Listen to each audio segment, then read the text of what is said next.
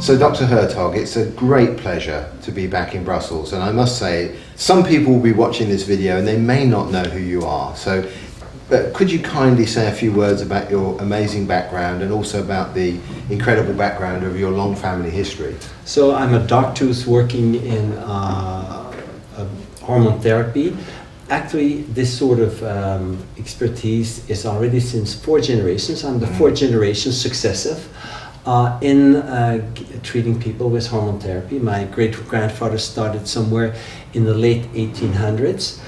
I'm 60 years old, and I have a nice family, 2 daughters, and I live in Brussels. And I see patients from all over the world, so I'm quite active there. Mm-hmm. I'm also an active speaker in conferences and an author of many books, and probably the most prolific book is the hormone therapy book I've written on. It's called Hormone Handbook. It's a real international bestseller for physicians on how to work on it. And there are many other books around that, like an atlas with pictures, things like that. I also work a lot in the field of what is called anti-aging and even now reversing aging medicine. So my big goal is try to help humanity remain, I would say, healthy longer, and that means also remaining younger longer. And I hope that one day we'll reach ages of 140, 160 years with maybe an aspect of a 40-year-old and the health of a 40-year-old. I think this is possible, and that we're also going now in the direction of reversing actually the aging process and not just slowing it down. So I'm very excited of being one of the contributors to it. That's absolutely wonderful, and thank you for that. Now, in many of your previous books, they really are wonderful textbooks. I, for example, don't know a better hormone handbook than your physician hormone handbook. It's a real how-to guide. It's not just an amazing collection of information, but you must put an amazing amount of hours into both the references and the cross-reference. You must put an enormous energy into books, don't you? I mean, as you said, you're a practicing physician. You're on the cutting edge of this new medicine, and you're attending conferences all over the world. I mean, how many hours in the day do you work? It must be incredible. Well, that must remain a secret, I think. I don't want people to mimic me, because I think it's indeed a lot of work, but it's much easier than you think, because it's passion. I also see how patients show gratitude of improving, because this is my main concern. And my duty is to give the information to as many physicians and even patients as possible. So basically, it's hard working, it's irregular working, because it's a mixture of conferences, seeing patients, writing books, finding literature, finding information, finding new ways to treat, but it's worth it. Well, I think anyone can see the results for themselves. As you've already said, you're 60 years old, you're in tremendous shape, look at the energy you have. You're a great advert for what you're doing. Now, last time I was here, Thierry, which was more or less this time last year, you were about to go on your sabbatical. Now, I think many people, if they hear that word, they think it's kind of a religious thing, where you go off into the monastery for a period of time. So I'm not sure if I should refer to you as Father Hertoghe or Dr. Hertoghe, but we'll keep with Dr. Hertoghe, I'm sure. But obviously, we knew that you took this sabbatical to write this new book, which we'll be talking about shortly. What kind of experience was you to sort of take out time from your regular work and expand into this new area? I think it was an exciting time. I'm still in sabbatical because basically I have delays in the publication of books. There are many textbooks I want to publish. We had a lot of polemics also in this medicine, so I had to do some other task of getting even better literature, collecting all the double-blind placebo-controlled studies on hormone therapies and also on nutritional therapies, and actually I surprised myself. The evidence that our medicine is based is 10 to 20 times higher, especially in the most selected studies like the double-blind placebo-controlled studies. There's much more. So and the safety is bigger. We are working with the body's own molecules, We have studies since a much longer period. So basically, it has also helped to enforce and strengthen our field and reassure our people that what we're doing is very strong, very scientific, very patient-oriented. At least I'm very happy of doing that, even though it did give me delays in publishing or writing all the books. We thank you for it, because you're absolutely right. It's very, very important people that understand there's really strong science and clinicals behind all of this, because it's so easy for orthodox medicine to dismiss it otherwise. Sorry, I think we are orthodox medicine. The actual medicine that many doctors profess is a good medicine, but it's an emergency medicine. It's a medicine of the consequences. And it's actually a very new medicine that exists since 20, 30, 40 years maximum, with very few studies often. If you have a new invented molecule, you cannot have many studies. We're working with body's own molecules. So basically the orthodox medicine is us. We are the establishment, and the ones that work on, let's say, pharmaceutical derived or invented molecules, or let's say a sort of cutting edge medicine, interesting, but with more risk and less references. Yes, that's a very good point, thank you. So of course, what I know, not many people know yet, but I'm sure many people will come to know, you have, from this sabbatical, written a new book called Reversing Physical Aging. So obviously that's exciting. Would you like to tell us a little bit about that book? Well, it's absolutely exciting, because this book really cost me a lot of trouble, in the sense that I was constantly interrupted in writing it, so it took 5 years in total. Gosh. It's just the volume 1 of 2 volumes, and it speaks about how to reverse the aging of the head, that means the face and the hair, and also the senses, touch, the smell, hearing, seeing, and tasting.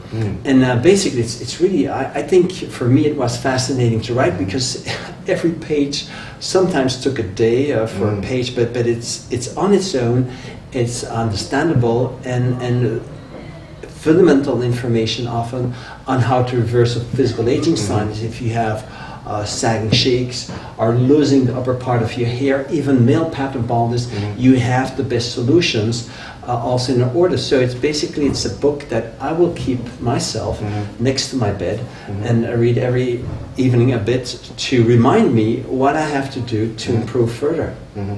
So that's incredible. So actually this is, I think we want to stress this point, if you don't mind. So it's about the physical aging of the head.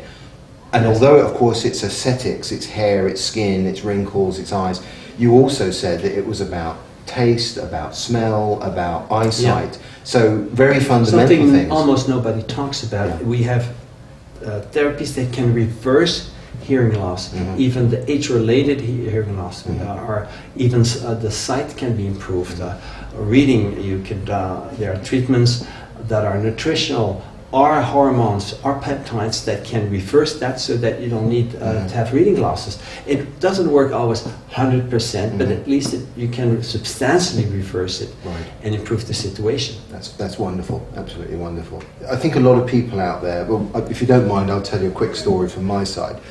Quite a few years ago, I sent 2 of our girls down to a very large health meeting in London, and hundreds of people were coming into this conference, and we stopped to ask people, and we asked them 2 questions. The first question was, what does anti-aging medicine mean to you? And perhaps unsurprisingly, the vast majority of people said it was something to do with skin or hair. They didn't see it as being fundamental or some other aspect. And then perhaps when that was explained to them, we then asked them the second question. We said, well, do you feel you'd like to undertake some anti-aging medicine? And we had 2 popular answers, and the first popular answer was no, because I'm too young for it, and then no, because I'm too old for it, which was kind of a dichotomy, because you start to wonder when is the right age. But I think we're moving on. That was probably a good 10 years ago. I think the public has now got a better understanding that anti-aging is not just about aesthetics. But I'm not trying to poo-poo aesthetics. I think everybody wants to look good. Yes, basically I think your aesthetics reflect your health. And doctors are concerned to improve the health of their patients. The only way, I believe, that you fundamentally improve the health of a person is rejuvenating the patient, making reversing the aging process. A person looks, let's say, 40 years, is a person who has health is not as good normally as at 25 years when he looks younger. So basically, it's for me a sort of standard or physical feature to look at. If I rejuvenate at each consultation a little bit more my patient, I'm improving his health. If each time he looks older, I'm not really doing my job. And this is what the book is about. Reversing Physical Aging textbook that I wrote is you need to have an improvement of the face and the head and the senses with the treatment, or you're not fundamentally improving the health. And so you need to search for that. And it's at any age. Any age you can do that, as a doctor or as a patient. That's wonderful. Now I notice in your new book that you've actually, because you're obviously very famous for hormones, that's a given I think, and obviously hormones naturally feature in the new book, in the physical aging book, but also I notice you put a lot of nutritional advice into this new book as well. How important is that in combination with the hormones, etc.? Well, nutritional is very important. I wrote even a textbook on nutrient therapy, which is really a sort of basic textbook on it. Here we combine both. I would say to reverse the physical aging process, you need maybe 80% effects, or 70% will be brought by the hormones, 20% by nutritionals, and 10 to 20 or sometimes 30% by a better diet. And basically it's about, with my experience, I based it also on my experience, doctors and even well-informed patients can know exactly which is the treatment for that physical aging sign to reverse that aging sign that works better. But without the nutritional therapies or dietary therapies, the hormone therapies cannot have full efficacy anyway. So Right. That's great. That's a fantastic piece of work. And again, it's putting the pieces of the jigsaw together, isn't it? That's why it takes so much time even to write a page of this book, because you need to take so many items into account and to compare. We have at each end of each chapter comparisons of treatments for physical science, so that people have a good view. What are all the treatments they can give that really work, but what are the best working, and they can choose. They can either do everything or they can do part of it. So Thierry, if I may, you're a very practical man, and we thank you for it. It's wonderful, and you give real world advice. And of course, this new book, is very much about what can be done right now. And earlier, you touched on something, a very important point, and that is that anti-aging medicine now is not just about preventing or slowing, but actually reversing. Dare I use the word rejuvenating? What are your comments on that? So the Reversing Physical Aging textbook is really, I think, more like a revolution. It's not. I wrote a lot of books that you could consider as very complete, very broad, and cutting edge. Here it's a step further.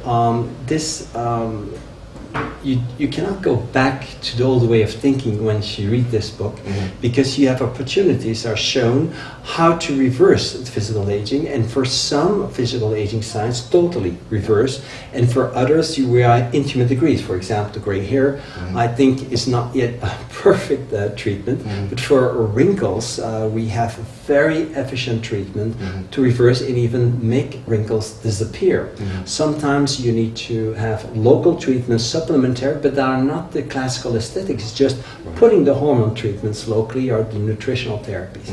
And it's very exciting because it works. So this is a book really how to do it, supported by scientific evidence for much, not all. Much is supported also by experience, but it's just fascinating because you really have alternatives than just letting yourself slowly die. And so I think this is a book that will change the mind, and that's what is revolutionary in it, change the mind of physicians and patients. So Thierry, you said something I think quite important earlier, and we talk about anti-aging medicine, which I think most people perceive as slowing aging or even preventing aspects of aging, and now you're talking about reversing aging, almost a regenerative aging. How do you think those two compare, and how does it also compare to orthodox medicine? So first of all, orthodox medicine or mainstream medicine, that is what we're doing.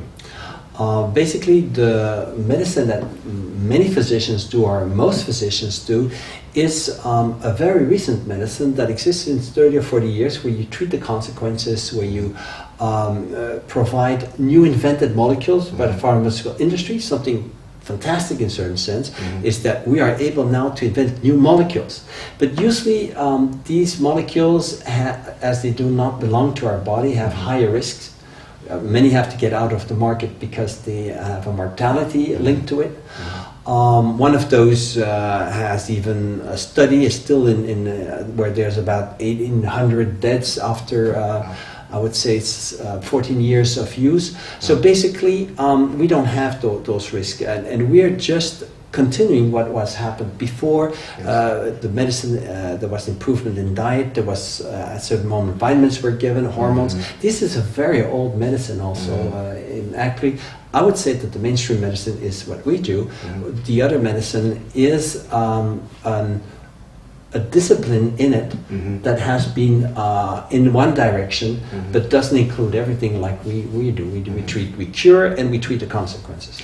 That's a very interesting point, because often the naysayers in the anti-aging world will say, the problem with regenerative anti-aging medicine is they don't have the evidence, and we don't know about the safety, we don't know about the long-term effects of using various hormones. How do you respond to that? Well, it's very simple. We have 10 to 100 times more studies.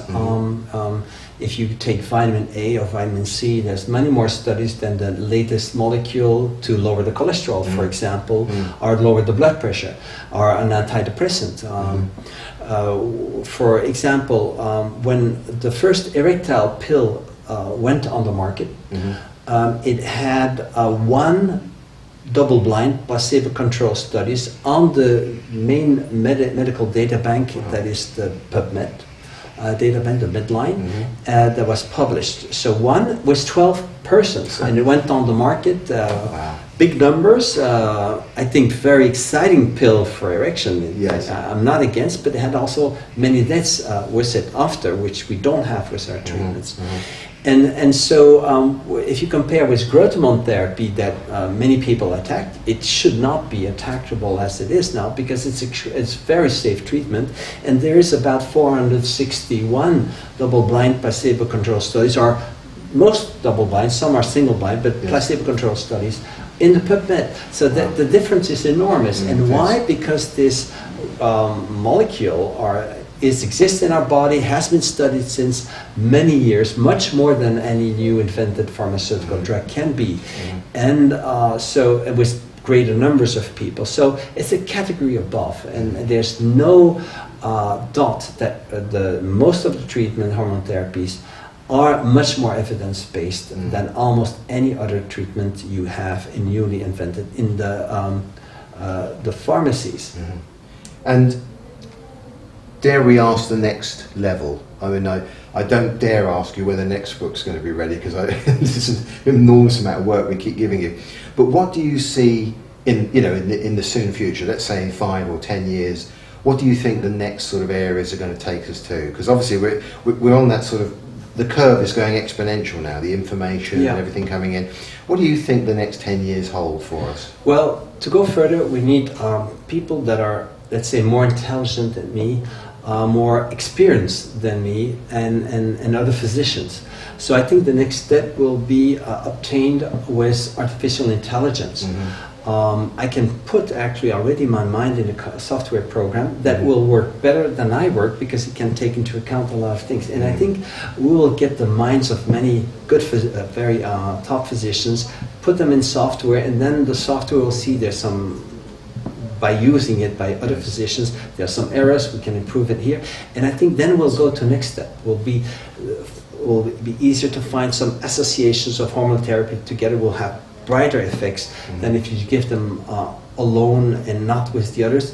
So basically I think we'll, in the next, let's say, 20 to 30 years, we'll be able to reverse totally aging of a 70-year-old back to 30 in, let's say, about 10 to 20, 25% of well-compliant patients who are not too difficult to treat, but also follow very well all the treatments. And that's fascinating. Imagine that in 30 years you have people who will look 30 years old, and actually they're 70 years old. Yeah. I hope to be one of them, but I'm not sure I will be, because that time I'll probably be 100 years or 90 years old, and maybe I'll look like a 50-year-old or 55-year-old.